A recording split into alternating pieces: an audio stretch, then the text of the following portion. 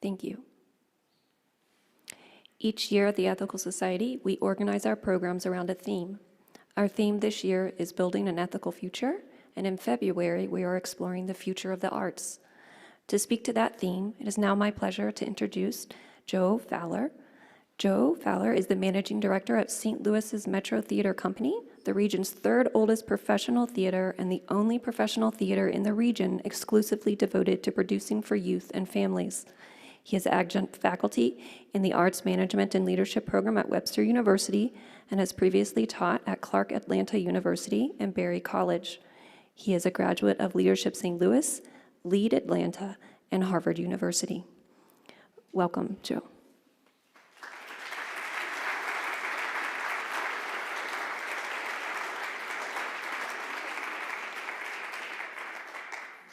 Good morning, and thank you all so much for having me here today. I am humbled and honored to have the opportunity to speak with you today on a topic that is near and dear to me, and I'm glad for all in the room and for all who are joining on the stream as well.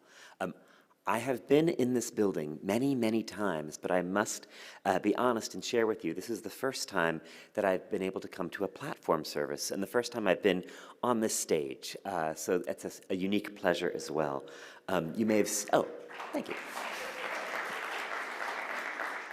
You may have seen in my longer biography, and many of you who may know me already may know that for the first decade or so of my history with St. Louis, I worked with Opera Theater of St. Louis, and the Ethical Society has opened its doors time and again to OTSL for special events and regular series like Spotlight on Opera. But my very first event in this space was at an interfaith dialogue that was surrounding the opera The Death of Klinghoffer back in 2011, which was an event that ultimately helped to launch an organization called Arts and Faith St. Louis. It was a thoughtful, candid, and deeply nuanced conversation, welcoming the kind of thinking that I know this congregation values so deeply as well. But it's also the people who have led the Ethical Society over the years who are special to me. Kate Lovelady was in my Leadership St. Louis class in 2012 and 13, and through her I came to know this congregation and this movement better, and I was able to deepen my respect for it even more. And when Kate was succeeded by James Croft, James too became a respected friend. In fact, just a little over a year ago, he appeared with Metro Theater Company as part of our second annual All St. Louis reading of A Christmas Carol at the Sheldon, which, as you all well know, was the first home of the Ethical Society in St. Louis. So my appreciation for this congregation, for humanism as a movement, runs deep. And when James asked if I would deliver these remarks, I gladly agreed. The subject that James asked me to speak on was the future of the arts. But when I examined that idea, I realized that if I was going to talk with a group about the arts in our community, in our country, and in a sense, in the communion between those two, I wanted to address the idea not as a series of thoughts or conjectures about what the future might be, but rather as something that is concrete and possible through our own actions. In a way, I wanted to look at the future of the arts through something of the lens of humanism. So I adapted that initial title a little to give this talk a little bit more focus. So for the next few minutes, I will share some perspective on ensuring the future of the arts, for no future is ensured without action, in the choices that we make today, for as with anything, no future happens without an active choice to create that future. So first, to talk about the future, we must ground ourselves in the present and the recent past. And there is no question that the arts are at a critical juncture right now in our world. Most artists in our nation lost most of their work for a year or more as a result of the pandemic. Some artists left the industry entirely. Others who weathered it find themselves facing a level of pandemic fatigue that's been unseen in any recent generation. In theater specifically across the country, we are seeing the highest level of leadership turnover at any point in several generations. A combination of planned retirements that were delayed by the pandemic and by unanticipated burnout from those who saw the risk to return of navigating these especially challenging times as perhaps not worth the work-life balance to make that all possible. As we will talk more, audiences have not returned to anywhere close to the rates of pre-pandemic engagement, leaving even the most blue-chip anchor institutions in our communities more vulnerable than they've ever been. Combined, this reduction in workforce, the shift in cultural habits, and the economic realities that radiate from both are creating a true existential crisis for the arts, the very industry that helps to make our communities vibrant, livable, desirable places to raise families, to make a home, and to make a life. So yes, the arts are at a critical juncture, but so are our communities. 3 years of start and stop variations on social distancing, interruptions to the education system, dramatic transformations about what work looks like and where it happens. It has all been exhausting to our community's collective psyches. Test scores are a deeply imperfect measure of achievement, but they do show a clear trend. The pandemic has led to significant learning deficits for our young people, and the gap between the haves and have-nots for supplemental educational support only make those deficits more profound. The pandemic has widened fault lines in access to learning that has always been present, and now our children's futures risk falling into that chasm. Gathering is a way that communities understand themselves and their members. And many facets of society, that ritual and that practice of gathering has quite simply fallen out of our habit. When we gather now, and when we gather in especially large numbers, we gather for deeply compelling reasons, for reasons that ultimately compel us to show up together. And the years of the pandemic have given us many compelling reasons to come together, but not necessarily reasons that compel us to gather for joy.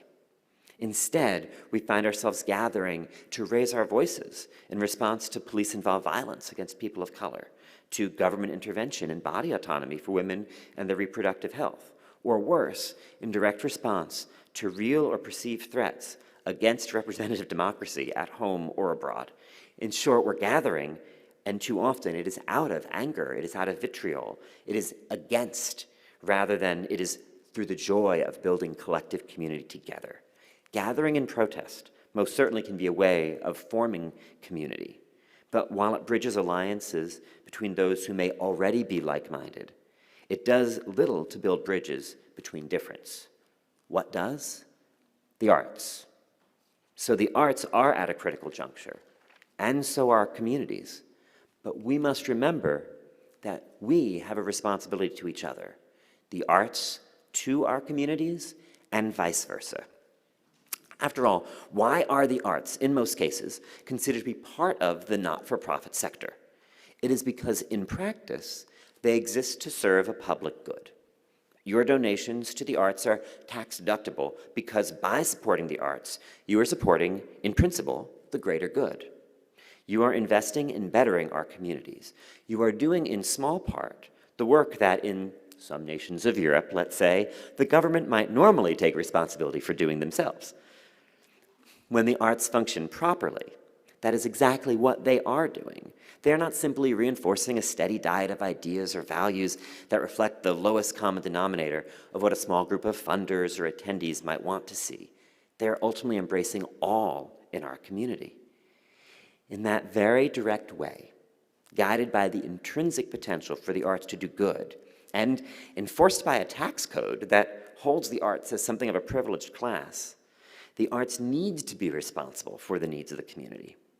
As our communities change, the arts change with them in what they produce, in how they produce it, and for whom they produce it. Doing anything less makes the arts become a dinosaur. And while we can admire a dinosaur and find it inspiring and breathtaking, and there are many dinosaurs out there, even in the arts, that are inspiring and breathtaking, Shakespeare, Mozart, Da Vinci, all surely are. But without some variation in the ecosystem around them, they will go extinct. A case I hope to make to you today is the vice versa of that as well. The arts do have a responsibility to our communities, but our communities also have a responsibility to the arts. Artists and arts organizations alone cannot make the arts thrive. All three of those cherished dinosaurs I mentioned moments ago, Shakespeare, Mozart, Da Vinci, each and every one of them could make art because they were commissioned to do so. because someone believed in them enough to say, paint the Sistine Chapel, write me a play, write me an opera. That is where the community comes in. Over the last few centuries, the act of creating new art has become profoundly decentralized.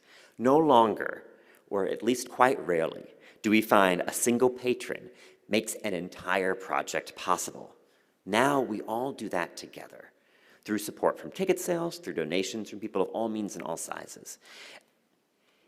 It's important to acknowledge the tax code is part of that reason, but it's also important to recognize that long before anyone talked about crowdfunding, new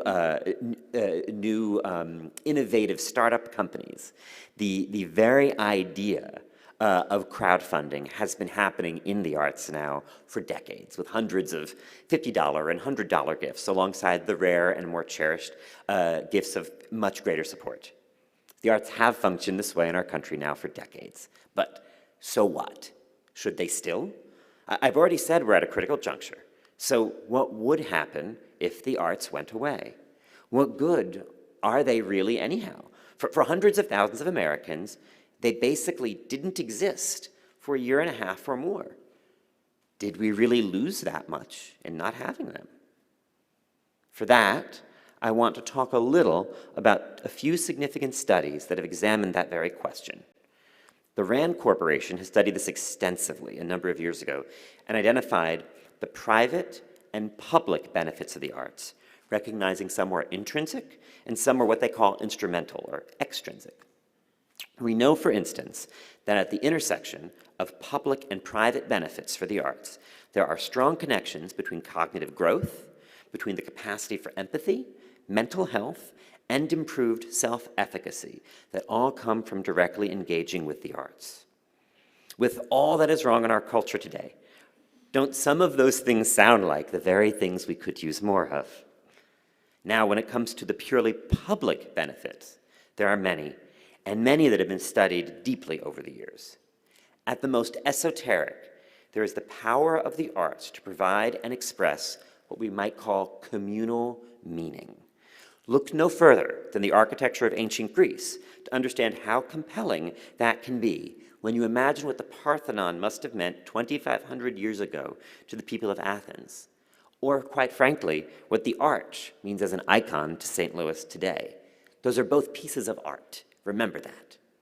We take pride in our poet laureates, in our hometown heroes who stand with St. Louis on the national stage, like Sterling K. Brown or Ellie Kemper or Nellie or John Hamm. The arts and the artists who create these things give us communal meaning. Angels in America, A Raisin in the Sun, The Death of a Salesman, these all define iconic moments in our history as a nation, just as Verdi's music served to unify the very idea of Italy as a nation when the nation itself did not yet exist. So there is that communal meaning. There are also social bonds that are created through the arts by the very act of gathering, the creative tension that comes and the collaboration that comes with being part of an audience and sharing a common experience. We build friendship and community with those whom we inhabit a shared space. But to do so, we must have that space. And then finally, there is the economic impact, which in St. Louis is far from insignificant. When the last arts and economic prosperity study was conducted pre-pandemic in St. Louis, it showed that the arts generate $591 million in total economic activity each year and produce 19,129 full-time equivalent jobs in this region. There is no comparison between those numbers and the combined numbers of all of our professional sports teams, or even any one of the largest corporate employers in the region. So if the intrinsic value of the arts doesn't happen to touch your heartstrings, and you do ask yourself, why does it matter? Whether or not the arts thrive, think of that number, $591 million, and ask yourself what would happen if that much economic activity left the St. Louis region, and who that loss would hurt most. And even if you don't think you're an arts lover, remember how vital that impact is to our region's economy.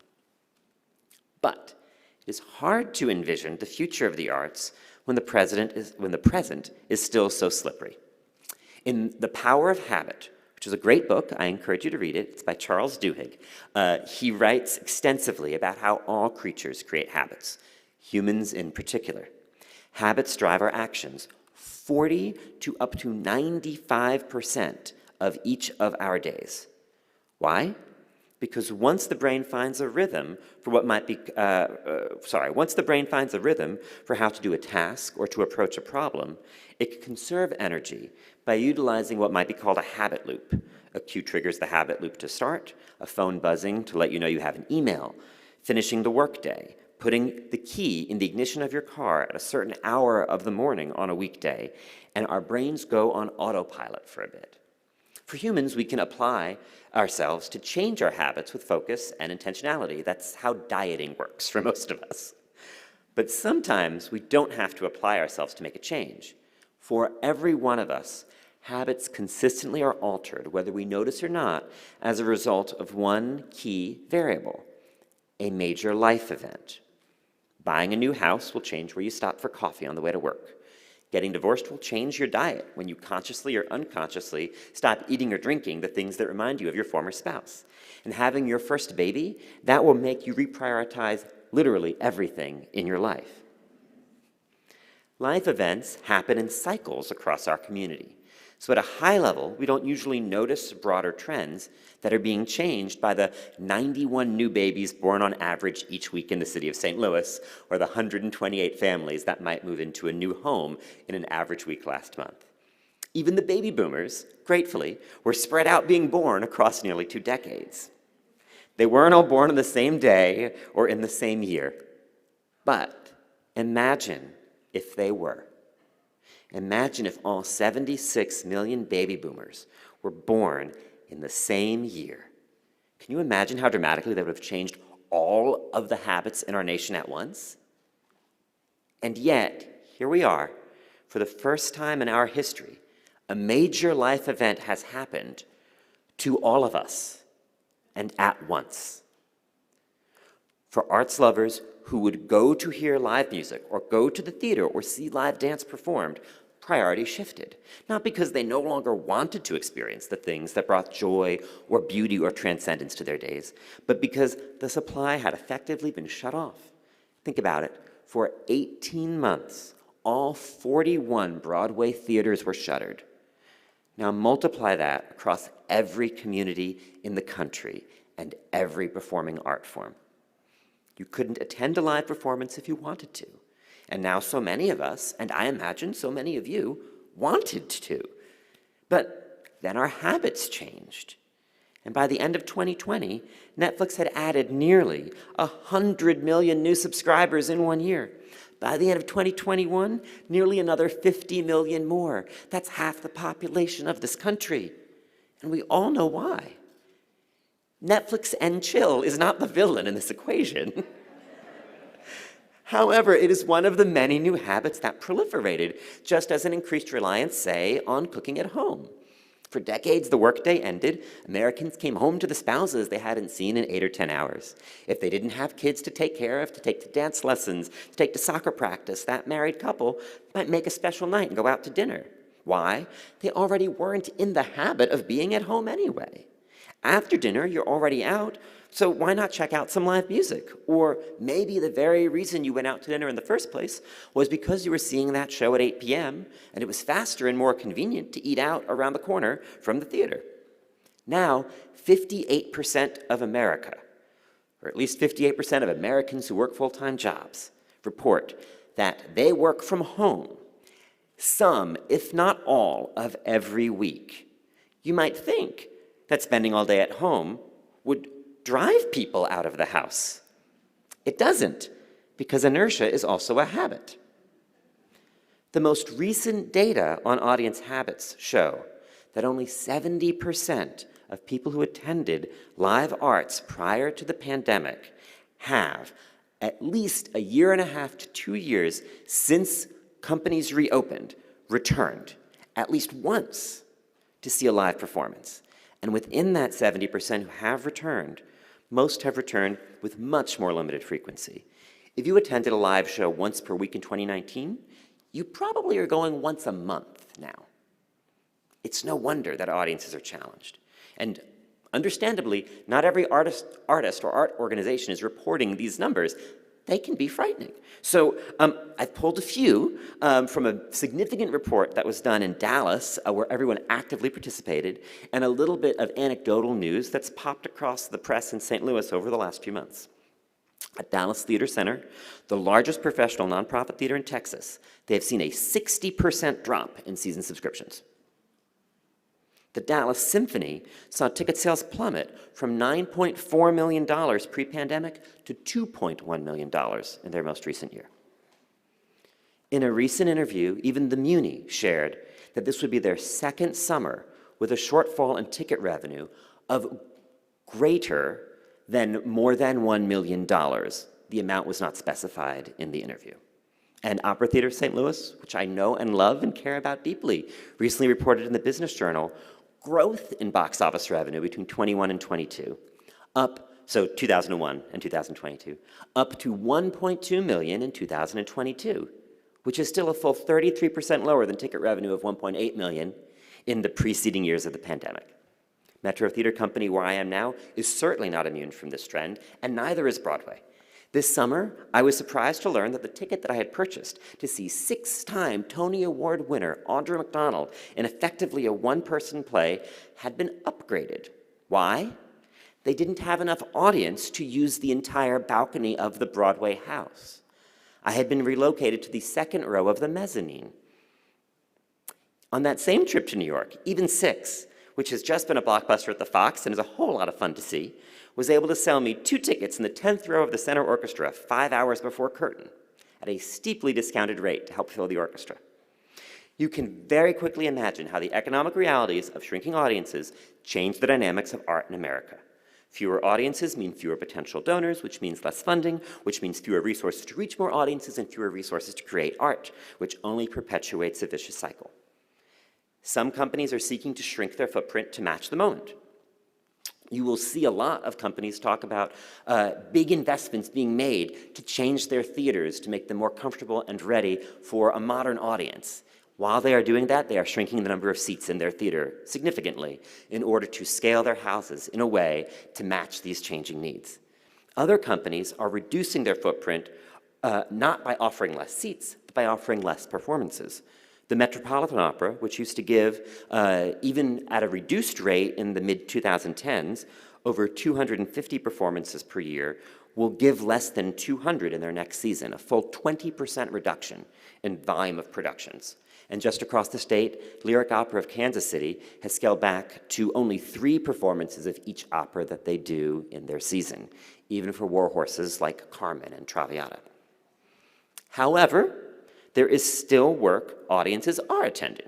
Major names from Broadway tours like Six or Hamilton, or live performances by major names in music. It wasn't that long ago, you might remember, that Taylor Swift's concert tour broke Ticketmaster because of the intense demand, not just for tickets, but for incredibly expensive tickets to see her live. So it is clear that communities want to gather, but for the right occasion. And most venues in St. Louis, I think for the best, are not booking Taylor Swift to solve that problem. Even if you like Taylor Swift, I hope that wasn't an upsetting joke. But we can tap into that cultural zeitgeist and recognize that we are all looking for joy and connection, and that we can still create joy and connection in ways that elevate and innovate our art forms in ways that surprise, delight, and excite. So to think about the future, I'm going to now take us well back into the past and ask you to remember the last time our country faced a moment this complicated. We were in and barely just out of a world war. The economy was uncertain. The fate of democracy across the globe was even less certain. The workforce had been completely reinvented as it was drained of able-bodied men sent to the front lines and welcomed women in extraordinary numbers for the first time. Supply chains were broken, food scarcity was real for many who had never experienced it before, and World War II brought our nation face to face with the ever-present danger of Jim Crow, as in the immediate aftermath, our Army finally became the first major institution in the United States to fully integrate. And in the face of those challenges in the 40s and the 50s, An amazing volume of new work came to life on our stages. It is not an overstatement to say that what we think of as the American musical was born as a direct result of that moment. Rodgers and Hammerstein, Lerner and Loewe, even Leonard Bernstein and Stephen Sondheim began to create work in this moment, responding to the needs of our nation. Fred Astaire and Sid Charisse and Gene Kelly swept us off our feet. George Balanchine, Alvin Ailey, Agnes DeMille, Martha Graham, Bob Fosse, St. Louis's own Katherine Dunham, all began work or reached new career highlights during that time. The same is true for Arthur Miller, Edward Albee, and Tennessee Williams for the dramatic stage. So there most certainly is hope. We have been here before. We will probably be here again. The arts have responded to the needs of the moment, and our communities have been stronger and richer for it. In the landscape we face, the arts now must respond to those needs again and differentiate ourselves from the easier-to-access commercial monoliths like Netflix and Amazon. It's clear our communities need joy, delight, and hope right now, and new resident work can address that, and it can still do so while connecting to the larger issues that we face, be it social justice, racial equity, or increased polarization. Remember that for all the joy that is in South Pacific, it was also a stinging indictment against systemic racism in our country. The Crucible was a direct response to McCarthyism. Carousel serves as a morality play about the cycles of violence against women. These stories were just embedded in something beautiful that people could leave with a sense of hope and joy at the end. In the polarization that we see in our nation, the arts remain among the few places left to serve as a town hall where strangers with completely different lived experiences can sit shoulder to shoulder and share a common experience. In the way that theater helped to give rise to democracy and create democracy in ancient Greece, it can sustain our communities today. It can provide a physical space in which we can bridge difference, not only for young people to learn empathy through experiencing it, but for all of us to do so. I am realizing the time. I can barely see that clock with the glare, and I'm going to just sort of jump ahead a little, if that is good for all. I do want to shift gears for a moment or two and acknowledge the important impact of the arts for young people specifically, to bring me to what is either the last half of my remarks or the last 2 minutes if I talk quickly. The future of the arts is tied directly not only to artists and arts organizations, the people in this room, but also to our young people, for they will ultimately be our future, and we must invest in them now if we hope for that future to thrive. I've already talked about the impact of standardized testing scores on the pandemic, but the deficits to learning are equally true in social-emotional learning, in creative thinking, and in creative empowerment. And as districts close ranks around improving math and English scores to meet the tests that they need to get their funding, the risk is great that the increased time spent to prepare people to take a test will mean less time for art, for music, for theater, or for dance in the classroom. And yet the irony is that we know, and for decades we have research that shows, that kinesthetic learning, the kind of learning that involves the whole body and the brain together, that physicalized learning is a very critical way to deepen knowledge and build neural connections between memory and action. It's why an actor usually focuses on memorizing their lines once they know they're staging, and it's why all of us are played today to know exactly what to do with our arms whenever the Macarena starts playing. That is kinesthetic learning. Plus, we know that attending and engaging with the arts has a profound impact on young people's ability to understand difference, read feelings and body language, and creatively problem solve. And in just the last decade, we have learned that access to the arts creates something else critical for young people, and that is a pathway to hope. Between 2015 and 19, the New Victory Theater in New York ran a study. They worked with 9 Title I schools in New York City, and they had a placebo group and a test group of middle school students. Half simply went to see plays at the New Victory, and half did not. By the end of the study, the young people who had attended plays were different by one critical measure from the young people who had not attended plays, and that was that they could articulate a future for themselves that was not constrained by their present circumstances. They were literally able to say, en masse, consistently, after college, I will do this. The kids who had not attended theater in middle school were not talking about what they would do if they graduated high school. That idea that access to the arts expands us in a profound way in order to see beyond our present circumstances, the researchers called the closest shortcut to a definition for hope they had ever seen in data. At this point in our world, don't we want young people to have a little bit more hope? Won't giving young people more hope help them to thrive and help our communities to thrive? And by a happy corollary, a study of the NEA, National Endowment for the Arts, called the Public Participation in the Arts Study, showed that if you attend and participate in the arts as a young person, you are by an extraordinary order of magnitude more likely to attend the arts as an adult. So as we look to the future of the arts in our country, investing in young people now won't just make them better people, won't just make them more empathetic, kinder, more humane young humans. It will also help us all sustain the future of this art form. So I'm going to leave you with a few direct ideas before I shuffle off the stage and give the podium back. You might say, well, what can we do to help to sustain the future of the arts through our actions? I'm not saying don't see Trolls on Ice. But I am saying that if you do seek out live performance that is simply there to be entertaining, please also look for that balance. Look for the work that is happening in your community, with artists in your community. Look for ways that you can support the ecosystem that is here in St. Louis in healthy and responsible ways. Go back to those organizations you went to before the pandemic a little bit more than you're currently going, and maybe find one or two new ones as well to explore and to enjoy. Advocate for the arts wherever you can, whether that be talking to your school districts, talking to your state legislatures, or calling our friends at the Post-Dispatch that have eliminated all reviews of the arts in the daily paper of note in our community. Advocate, please. The arts need you. And remember that $591 million number I shared before, because not everyone you talk to is going to care about the arts from here, but a lot are going to respond to that and recognize how critical it is St. Louis doesn't lose that. I will end by sharing one thing you can concretely do as well in exploring new work and in bringing young people to new work is a very gentle plug for Metro Theater Company, where I am the managing director and where I would be remiss in not at least acknowledging in these remarks.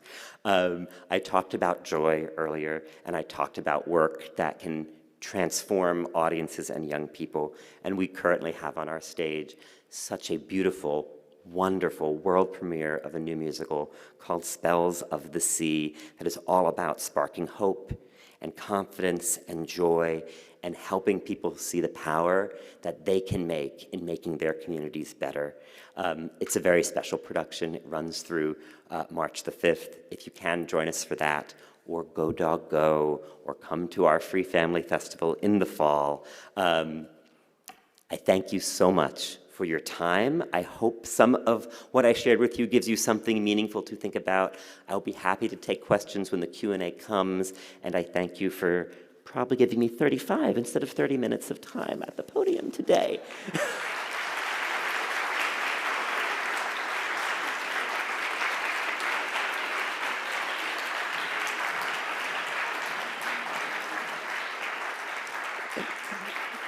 Thank you so much, Joe, for that really important reminder of the importance of the arts and the importance of us contributing. Our program is running a little bit long, so we understand that parents and caretakers of children need to leave at noon to pick up their kids, so please don't worry if you need to slip out. The Welcome team will now take up a collection to support the society. If you are moved to make a donation today, we appreciate anything you may be able to offer. We rely on the generosity of our members and friends to ensure our community can keep providing our many free programs. If you don't have cash with you today, you can donate at ethicalstl.org/donate or use the QR code that will appear on the screen. Or even better, become a pledging member. If you are interested in joining the Ethical Society, our membership coordinator, Laura, will be available afterwards to answer your questions. We would love to keep you informed about future events at the Ethical Society of St. Louis. And if you would like to join our weekly newsletter, there'll be a QR code for that as well. And I have one announcement today, which is that the International Relation Lecture Series sponsored by the TWA and the AAUW continues on Tuesday, February 14th at 10:45 a.m. in the Becker Room, not the auditorium. The speaker is Dr. Linda Lindsay on the topic of Afghan refugee resettlement with focus on education of women. This is open to all and free. Come early and join us for hot drinks and refreshments. And if you have any questions, Sue William will happily take them. We will now have our final musical selection, Got My Mojo Workin', from the Ethical Band.